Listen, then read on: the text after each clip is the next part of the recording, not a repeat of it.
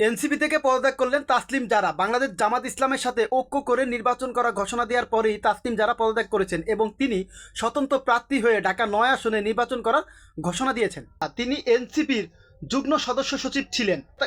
তার পদত্যাগ করার কারণ এটাই যে বাংলাদেশ নাগরিক পার্টি এককভাবে নির্বাচন করবে। তারা বাংলাদেশ জামাত ইসলাম সহ ৮টি রাজনৈতিক দলের সাথে ঐক্য করে নির্বাচন করার ঘোষণা দেওয়ার কারণেই তিনি পদত্যাগ করেছেন।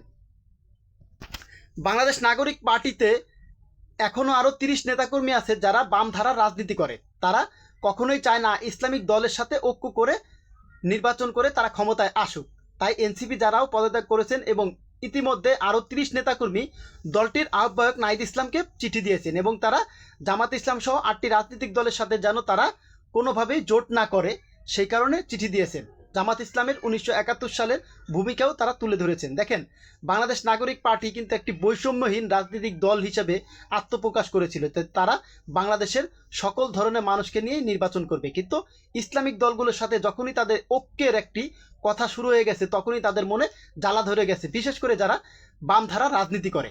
এখন বামধারার অনেক রাজনীতিবিদ আছে, বিশেষ করে এনসিপিতে যে মেয়েগুলো রাজনীতি করতেছে এর বেশিরভাগই বামধারার রাজনীতিবিদ, সেকুলার টাইপের। তারা চায় না ইসলামিক কোনো দলের সাথে ঐক্য করতে। এই কারণে তারা সরাসরি দলটির আহ্বায়ক নাহিদ ইসলামকে চিঠি দিয়েছেন এবং তারা জানিয়েছেন যে এনসিপি জামাত ইসলাম সহ ৮টি রাজনৈতিক দলের সাথে যেন ঐক্য না করে নির্বাচন করে কিছু আসনের আশায়।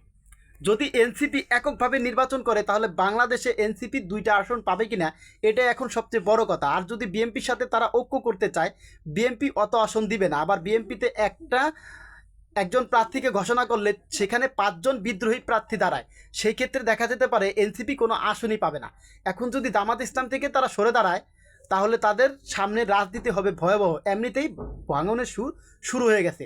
আপনাদের গুরুত্বপূর্ণ মতামত জানাতে পারেন। এনসিপি একটি বৈষম্যহীন রাজনীতিক দল হওয়ার কথা ছিল, কিন্তু ইসলামিক দলের কথা শুনলেই তাদের শরীরে জ্বালা ধরে যায়। এটা বামধারার রাজনীতির একটা উত্থান। আপনার গুরুত্বপূর্ণ মতামত জানাতে পারেন। ধন্যবাদ।